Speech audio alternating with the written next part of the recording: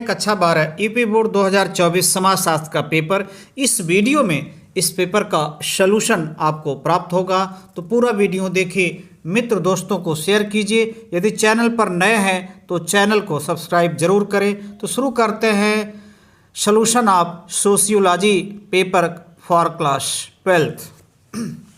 तो यहाँ पर है निर्देश, तो निर्देश आप पढ़ सकते हैं। प्रारंभ के 15 मिनट परीक्षार्थियों को प्रश्न पत्र पढ़ने के लिए निर्धारित है। बाकी ये सब बातें लिखी गई हैं। हम सीधे आते हैं बहुविकल्पी प्रश्नों पर।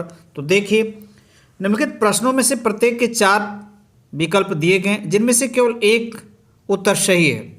सही उत्तर चुनकर उसे अपनी उत्तर पुस्तिका में लिखिए। सही उत्तर चुनकर उसे अपनी उत्तर पुस्तिका में लिखिए। तो पहला है, जनसंख्या वृद्धि का सिद्धांत किसने दिया था? Spencer, weber, Malthus, Sorokin. तो जनसंख्या वृद्धि का सिद्धांत माल्थस ने दिया था।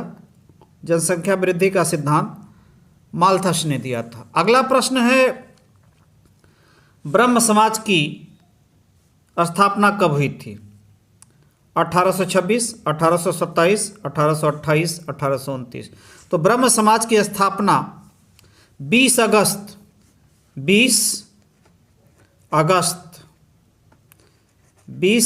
1928, अर्थात सी विकल्प आपका सही है।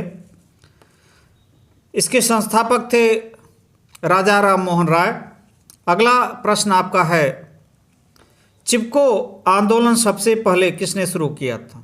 तो चिपको आंदोलन, फिलहाल सुंदरलाल बहुगुणा भी चिपको आंदोलन के प्रसिद्ध नायक थे, लेकिन चिपको आंदोलन की शुरुआत 1730 में अमृता देवी ने किया था।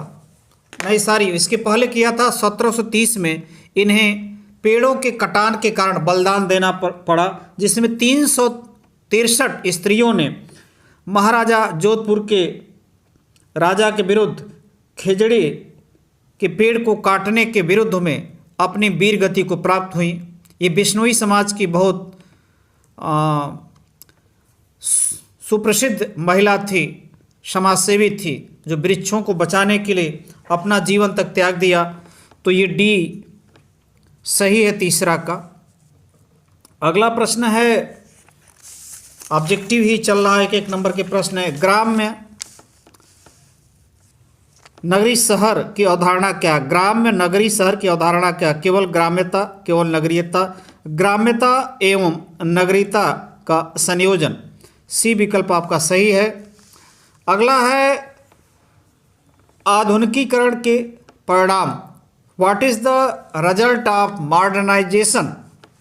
तो पहला नगरीकरण, नए वर्गों का उदय, श्रम का विभाजन, उपयुक्त सभी।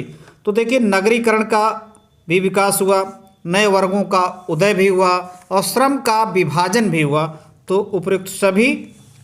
अगला प्रश्न है, निम्नलिखित में से क्या ग्रामीण समाज की विशेषता नहीं है? ग्रामीण समाज की विशेषता नहीं, एक रूपता, कृषि, प्राथमिक संबंध, गतिशीलता। देखिए, एक रूपता उनकी विशेषता है, कृषि करते ही हैं और उनमें प्राथमिक संबंध होता है और गतिशीलता नहीं होती, ये उनकी विशेषता नहीं है।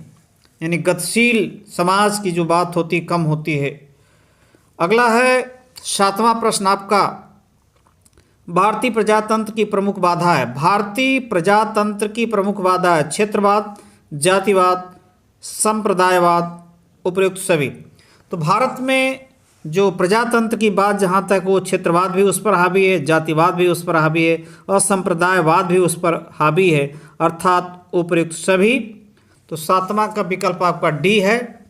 अगला है, भारत में राष्ट्रीय एकीकरण की प्रमुख बाधा निम्नलिखित में से कौन सी है? विज्ञान, कृषि, जातिवाद, प्रौद्योगिकी। तो भैया, विज्ञान राष्ट्रीय एकीकरण की बाधा के एकीकरण में बाधा नहीं होगी, कृषि भी नहीं होगा, प्रौद्योगिकी भी नहीं होगा, जातिवाद। तो 8वां का सी विकल्प आपका सही है। हम चलते हैं अगले प्रश्न की तरफ। 9वां, संस्कृति पर्यावरण का मानव निर्मित भाग है। संस्कृति, कल्चर, एनवायरनमेंट का मानव निर्मित भाग है, इसे किसने कहा? रास, स्पेंसर, सोरोकिन, हर्ष कोविड्स। तो इसमें से सही विकल्प जो है डी विकल्प आपका सही है। और अगला प्रश्न आ रहा है, दहेज निषेध अधिनियम कब पारित हुआ? दहेज निषेध अधिनियम कब पारित हुआ? 1960, 1961, 1962, 1963। तो इसका सही विकल्प आपका बी है, दहेज निषेध अधिनियम 1961 में पारित हुआ। अब हम आपको लेकर चलेंगे अन्य प्रश्नों की तरफ, थोड़ा सा हिंट देते हुए। तो अगले प्रश्न जो है 3-3 नंबर के प्रश्न, कैसे प्रश्न आए इसको भी देखिए। लघु उत्तरी प्रश्न जिनका आंसर आपको देना था 20 शब्दों में, 25 शब्दों में देना था। तो ये देखिए प्रश्न है जो 2025 में एग्जाम दे को तैयार रखें। वर्ग को परिभाषित कीजिए, नातेदारी के प्रकार लिखे, 3-3 नंबर के क्षेत्रवाद क्या है, सर्वेक्षण प्रणाली क्या है, नगरीकरण को परिभाषित कीजिए, सामाजिक परिवर्तन किसे कहते हैं, उदारीकरण क्या है, ग्लोबलाइजेशन, सामाजिक बहिष्कार से आपका क्या आशय है, समाज में कानून की क्या भूमिका है, दबाव समूह की अवधारणा क्या है। तो ये हुए आपके 3-3 नंबर के प्रश्न जिनका आंसर 25 शब्दों में देना है। अगला है जिनका आंसर आपको 50 शब्दों में देना। लोकतंत्र को परिभाषित कीजिए, लोकतंत्र में राजनीतिक दलों की क्या भूमिका है, भारत में हुए भूमि सुधार के महत्व पर चर्चा कीजिए, पर्यावरणीय आंदोलन से आप क्या समझते हैं, चर्चा कीजिए, साक्षात्कार किसे कहते हैं, इसके गुणों एवं दोषों की चर्चा कीजिए, दिव्यांगों की प्रमुख समस्याओं का वर्णन कीजिए, ग्राम पंचायत के प्रकारों की व्याख्या कीजिए। ये तो 6 नंबर के प्रश्न हैं जिनका आंसर 50 शब्दों में देना है। अब हम चलेंगे अंतिम पेज की तरफ। तो देखिए अंतिम पेज भी आपका इंतज़ार कर रहा है। यह है आपका अंतिम पेज हिंदी मीडियम का।